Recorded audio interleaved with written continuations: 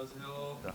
경기도는 공정, 평화, 복지를 3대 노정 철학으로 삼고 한반도 평화와 번영의 중심인 경기도를 만들기 위해 숨가쁘게 달려왔습니다. 남북 관계를 둘러싼 이견이 쉽지 않은 가운데 경기도는 남북 평화 협력 시대를 열기 위한 정책을 앞장서서 추진해 왔습니다. 그 결과 경기도는 다른 지방 정부는 물론 중앙 정부에서도 이루지 못한 여러 성과를 내기도 하였습니다.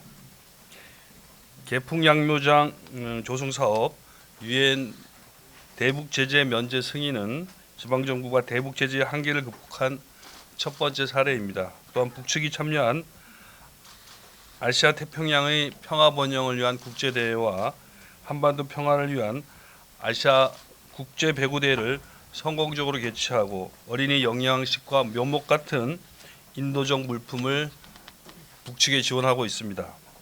국제 정세가 요동치고 남북 관계마저 얼어붙고 있는 가운데 유일하게 경기도만이 끊임없이 북측과의 교류를 이어오고 있습니다.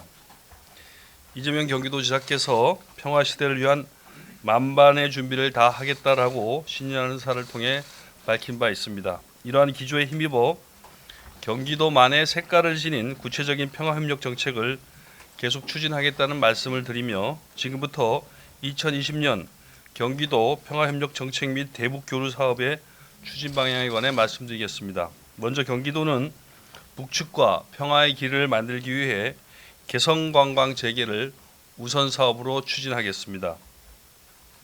이재명 경기도지사께서 말씀하셨듯이 개성관광은 평화경제의 상징인 개성공단 재개를 위한 마중물이 될 수 있으리라 확신하고 있습니다.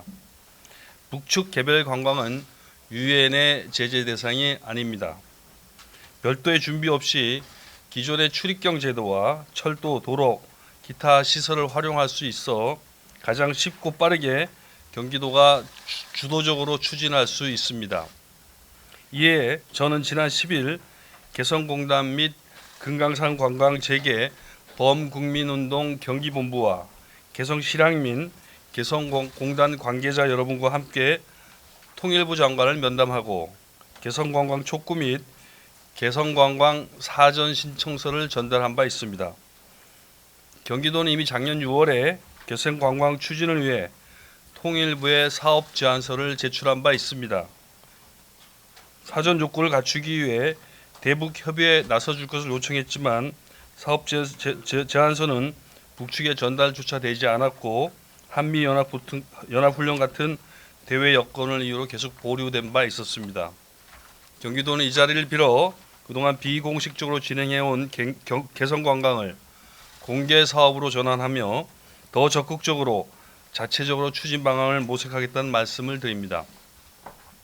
경기도는 개성관광 재개를 위해 더욱더 의지를 표명하고 민간단체가 주도하는 개성관광 사전 신청 경기도민 서명운동에 적극적으로 협조하겠습니다.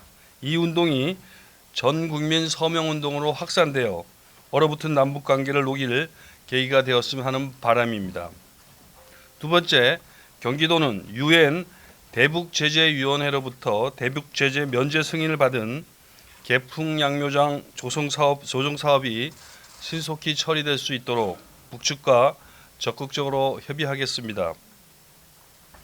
경기도는 지난해 11월 미국 뉴욕에서 열린 2019년 대북 인도 협력 국제회의 기간 동안 미 국무부와 의회, 유엔 대북제재위원회를 차례로 방문하여 면제 승인의 당위성을 알리기 위해 다양한 노력을 한 바 있습니다. 그 결과 2010년 524 조치로 지원 중단됐던 계풍양묘장 조성 사업의 재개 가능성을 열었습니다.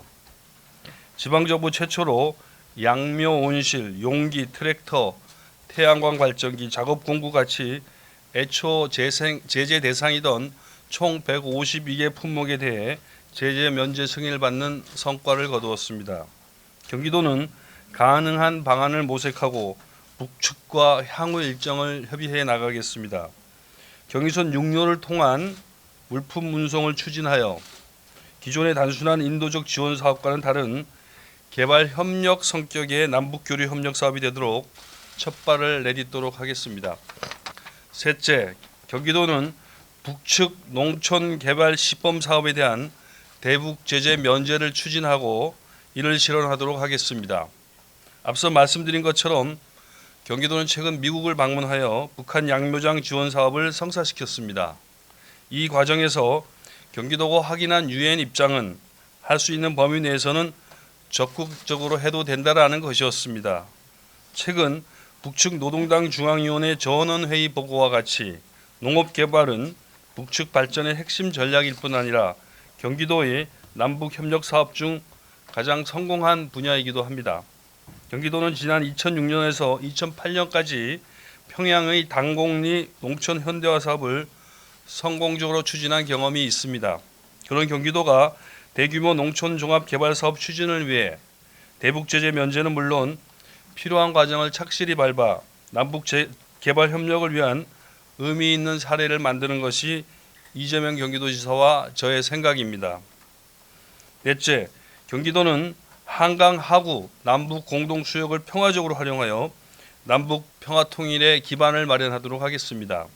경기도는 2019년 한강 하구의 평화적 활용을 위한 연구 용역을 추진하여 생태자원 남북 공동조사, 옛 백길과 포구 복원, 남북 수산 협력 사업, 남과 북을 잇는 보행 교량 건설 같은 4개 분야 15개 사업에 관해 총 2조 8천억 규모의 추진 계획을 마련한 바 있습니다. 사업은 남북 관계와 대외 여건에 따라 다소 유동적일 수도 있지만 현 상황에서 시행 가능한 사업부터 차례대로 추진하여 북측으로 사업 범위를 확대할 계획입니다. 환경 훼손을 최소화할 수 있도록 개발과 보전의 조화를 이루고 어민은 물론 한강 하구를 생활 기반으로 하는 지역 주민의 의사를 반영하여 모두에게 이익이 되는 방향으로 사업을 추진하도록 하겠습니다. 마지막으로 냉정과 분단의 상징인 DMZ를 평화의 상징이자 세계적인 명소로 바꾸겠습니다. DMZ 내에 남과 북이 함께하는 평화공원을 조성하여 국제평화지대를 만들기 위한 실질적이고 가능한 방안을 조속히 마련하도록 하겠습니다. 문재인 대통령께서 작년 9월 유엔 총회 연설을 통해 DMZ 국제평화지대 조성을 국제사회에 제안한 바 있습니다. 이에 경기도는 DMZ 국제평화지대를 만들기 위한 첫걸음으로 남과 북이 함께하는 평화공원을 DMZ에 조성하고자 합니다. 2018년 11월 북측은 남북 공동 평화공원 조성에 이미 합의한 바 있습니다. 경기도는 북측과 추가 협의를 통해 남북 공동 추진위원회를 구성하고 유엔군 사령부 승인을 포함한 행정적 절차를 적극적으로 추진할 계획입니다. 총 길이 248km인 DMZ 가운데 103km가 경기도에 있습니다. 그런 경기도가 앞장서서 DMZ 국제평화지대 조성을 위한 실현 가능한 방안을 모색하고 추진해 나가도록 하겠습니다. 여러분도 아시다시피 경기도는 지난해 11월 정부로부터 대북 지원 사업자로 지정되어 독자부적으로 남북 교류 협력 사업을 추진할 수 있도록 되어 있습니다.